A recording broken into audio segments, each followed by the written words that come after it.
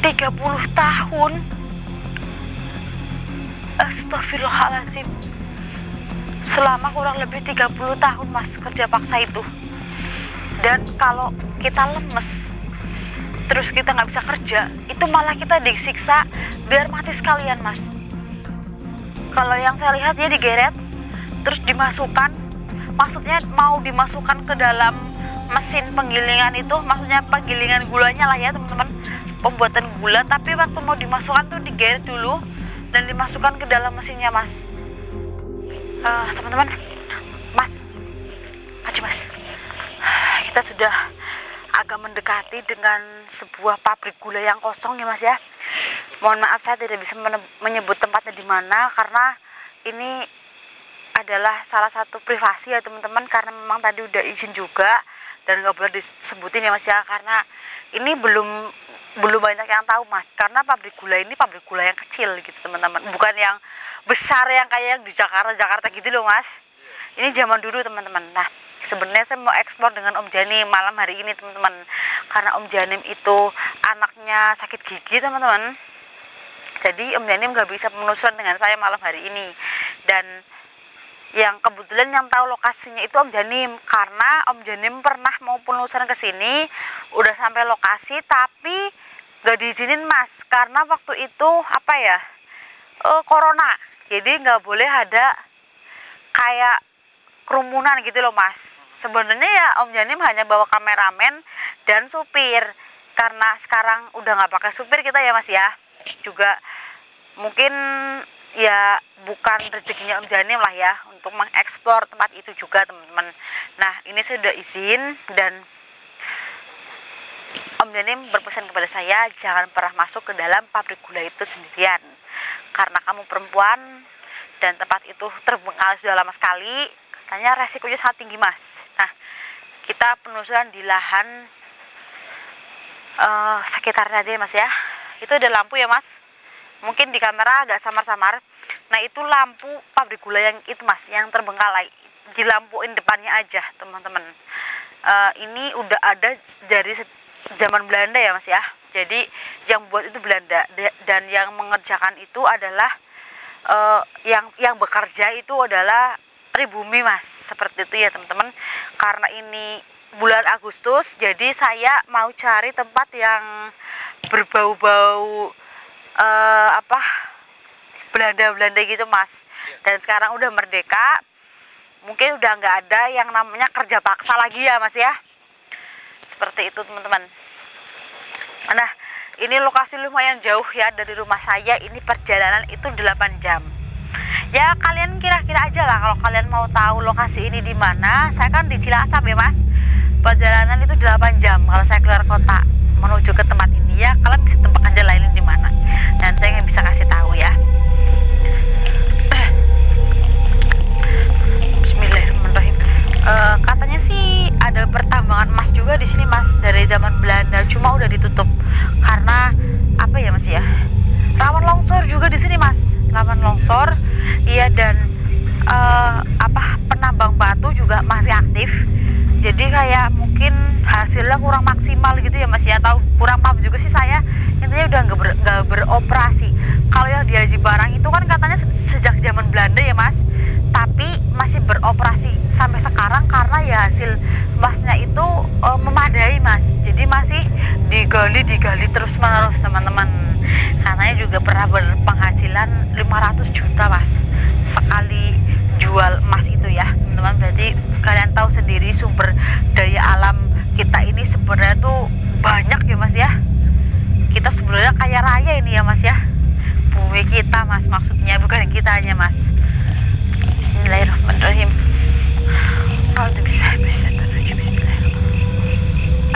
Mas Indra, ini ada sosok perempuan pakai baju putih sedengkul, bajunya lengan pendek, dan di bagian kepala itu ada kayak bando.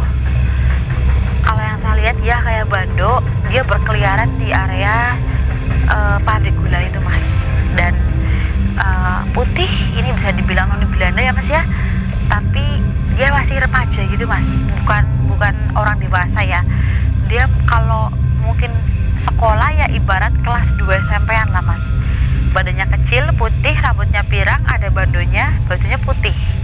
Dan dia sering lewat di sekitar pabrik gula yang terbengkalai itu teman-teman. Dan warga juga sering melihat, cuma kalau di kalau di center atau mau diikutin si perempuan Belanda ini nggak ada mas, hilang langsung. Jadi dia itu hanya sekedar iseng menampakkan diri aja teman-teman gitu. Tapi bukan yang wajahnya hancur ya mas, bukan yang badannya manusia kepalanya hewan, itu bukan. Dia manusia asli utuh, sangat cantik. Tapi mungkin ada suatu kejadian yang membuat dia itu menjadi penunggu pabrik gula itu mas. Bismillahirrahmanirrahim. Nyatanya di Indonesia itu kaya dengan tebu ya mas ya. Jadi banyak pabrik gula yang tersebar di Indonesia teman-teman. Bismillahirrahmanirrahim. Astagfirullahaladzim mas. Kenapa mbak?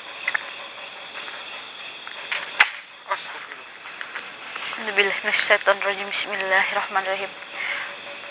Ini saya merasakan ada yang mau datang, tapi ini laki-laki mas sosoknya. Tapi bukan orang Belanda mas ini.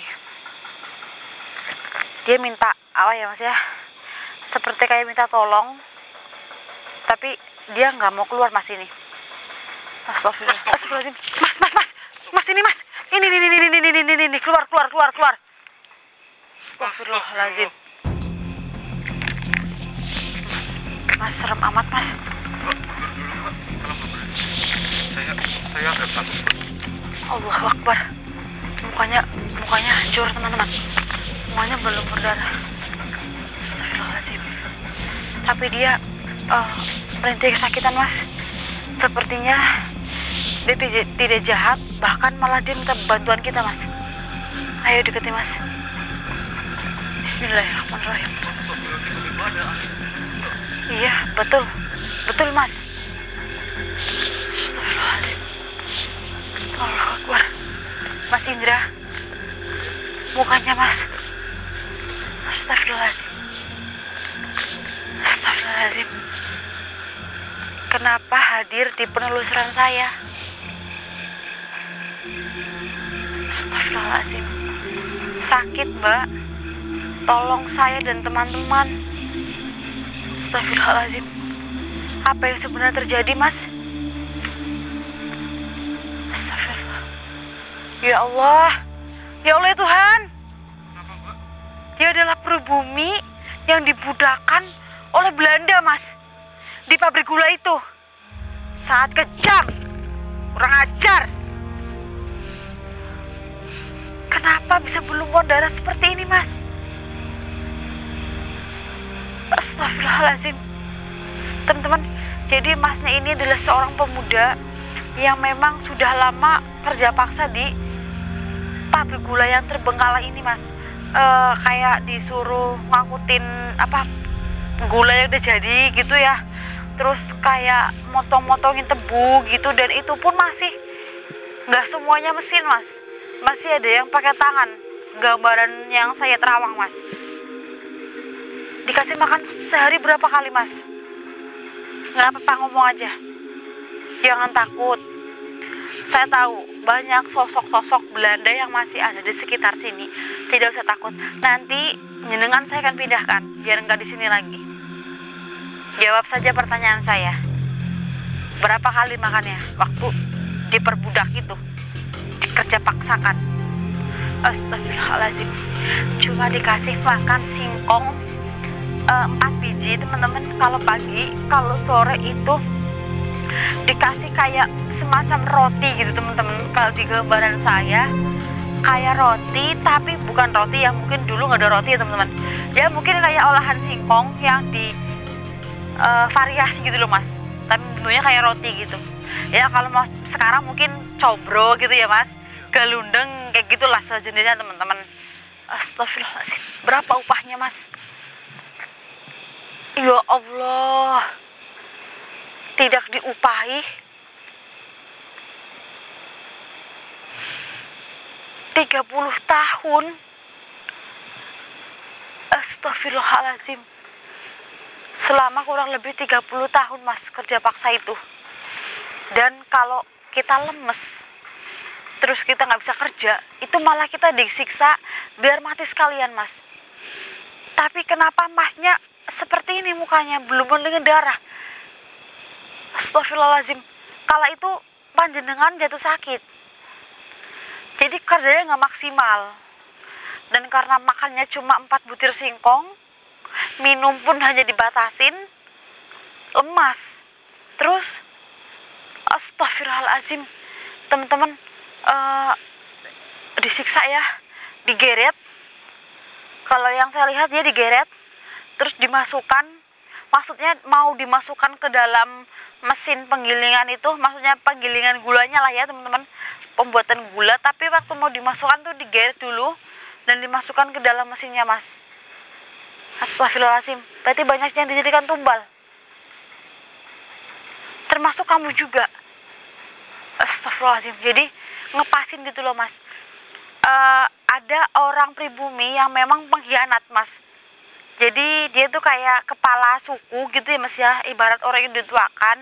Jadi memahami kalau setiap malam apa kita harus berikan sesajen. Jadi agar apa yang kita lakukan itu berjalan dengan lancar gitu mas. Nah, manusialah yang menjadi tumbalnya, sesajennya gitu teman-teman. Dan ngepasin si masnya ini tuh kayak lemes karena memang dia tuh sakit, cuma dikasih makan singkong 4 biji. Jadi kebetulan sekali itu si Belandanya lagi minta tumbal lagi mas, nyari buat yang tumbal itu. Jadi dimasukkan ke dalam mesin itu mas, dan nanti jasadnya, astagfirullahaladzim, jasadnya itu dibuang ke dalam galian teman-teman.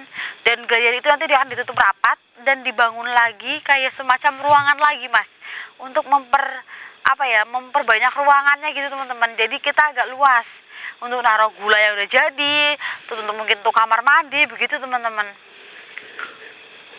Berarti jasad bapak terkubur di bangunan itu. Astagfirullahaladzim mas ya, dia masih muda teman-teman. Kenapa tadi bilang tolongin saya dan teman-teman? Oh, maksudnya teman-teman minta tolong itu bukan tolongin keluarin jasadnya ya, karena memang jasadnya itu udah dipendem dan dibikin bangunan juga. Minta dikeluarkan dari lokasi ini mas, kan karena yang tadi saya bilang ini masih banyak sekali sosok-sosok dari Belanda. Makanya dia takut jawab pertanyaan saya, karena memang masih sering usil, walaupun udah sama-sama di alam gaib, tapi masih sering aja menyiksa gitu mas teman-teman gitu. Astagfirullahaladzim. Baik, kalau memang nanti saya akan tolongin teman-teman dan panjenengan juga. Saya akan pindahkan dari lokasi ini. Saya mau jalan tadi, bukan. Saya sudah dipekasin sama Om Janim dan warga setempat untuk tidak mendekati pabrik terbengkalai itu, karena memang bangunannya udah rapuh, berbahaya juga, itu energi buruknya sangat kental, sangat kuat. Jadi saya nggak boleh sama rekan kerja saya. Dia ngingetin teman-teman biar saya nggak kesana, tapi saya udah tahu duluan. Boleh, siap. Saya akan tolongin semua teman-teman kamu yang udah dikerja paksa. Begitu nanti saya bantu doa buat pindahin kamu akan bebas dari semuanya. Tenang saja mas. Ya, baik, nggak apa-apa. Saya nggak minta imbalan apapun. Saya di sini hanya membantu buat Mas Indra juga nanti bantuin panjenengan dan kawan-kawan juga untuk mendoakan. Yang di rumah juga mendoakan mas, tenang saja. Bagaimana baiknya Bang Indra, kita doakan saja ya mas? Iya, baik, siap. Dia memerintahkan juga untuk segera kita pergi dari tempat ini, karena katanya tempat ini jarang ada manusia yang datang mas, gitu teman-teman. Siap, terima kasih. Saya akan kirimkan doa dan silakan pergi dari sini ya. A'udzubillahiminasyaitonirrajim. Bismillahirrahmanirrahim. Allahumma sholli ala sayyidina Allahu akbar, Allahu akbar, Allahu akbar, Allahu akbar, Allahu akbar, Allahu akbar. La ilaha illallah, la ilaha asyhadu an la ilaha illallah asyhadu anna muhammadan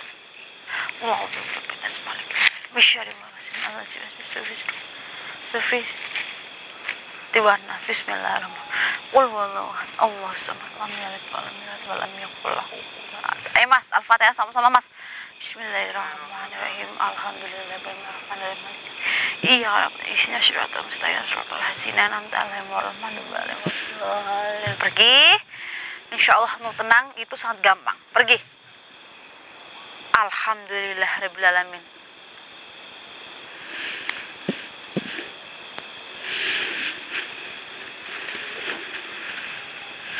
Dia pergi bersama 7 temannya teman-teman, sama-sama pakai baju hitam, kayak agak lusuh gitu, tapi ini bukan meninggal semuanya karena dimasukin ke dalam mesin juga, dan untuk tumbal juga ya teman-teman.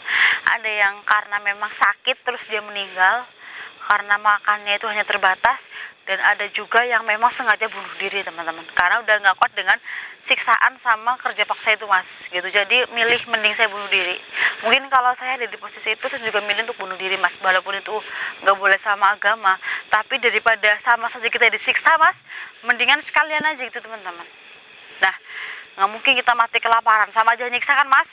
Kita ngerasain lapar, kita ngerasain disiksa, mending kita bunuh diri, gantung diri, cuma sakit berapa menit doang ya Mas gitu. Mungkin itu udah jalan mereka, takdir mereka teman-teman. Kita yang masih hidup hanya bisa mendoakan semoga para almarhum yang memang berjuang di kala itu semoga husnul khotimah ya Mas ya, dan dimudahkan segala siksaannya di alam sana ya Mas ya. Buat teman-teman yang ada di rumah, sayang sekali pabrik gula itu saya nggak bisa ekspor ke sana karena memang energi sangat kuat, dan udah diwakasih juga sama Om Janim dan warga setempat untuk yang mendekat ya teman-teman, karena bangunannya udah agak rapuh gitu ya, udah lama terbengkalai. Kita ambil pelajaran dari semua ini ya teman-teman. Kalau memang ini bisa dilanjut, saya akan lanjut, tapi saya kira penelusuran ini saya tutup sampai di sini dulu teman-teman. Nah, dari Mas yang tadi ambil sisi positifnya saja teman-teman ya, yang buruk dibuang jauh-jauh. Semoga kalian yang ada di rumah yang sedang bekerja, kalian dimudahkan rezekinya dan dimudahkan segala urusannya. Semoga kerja paksa yang ada di Indonesia sekarang itu nggak ada. Masih ada loh Mas, pembantu yang disiksa sama majikannya, disuruh kerja 24 jam, nggak boleh berhenti, minggu nggak boleh libur, nggak boleh pegang HP, nggak boleh kabarin keluarga. Ada yang nyolong-nyolong megang HP itu sampai jadi banting, ada yang ditempelin wajan panas tangannya, masih banyak teman-teman, bukan di era Belanda saja gitu. Jadi ya buat kalian yang masih memperlakukan manusia bukan manusia ya, seperti hewan, tolong stop ya teman-teman, karena saya banyak sekali dapat berita tentang orang-orang yang suka menyiksa sesama manusia gitu teman-teman. Nah, kita kutip pelajaran dari semua ini, saya akhiri dulu teman-teman. Assalamualaikum warahmatullahi wabarakatuh. Ya Mas Indra.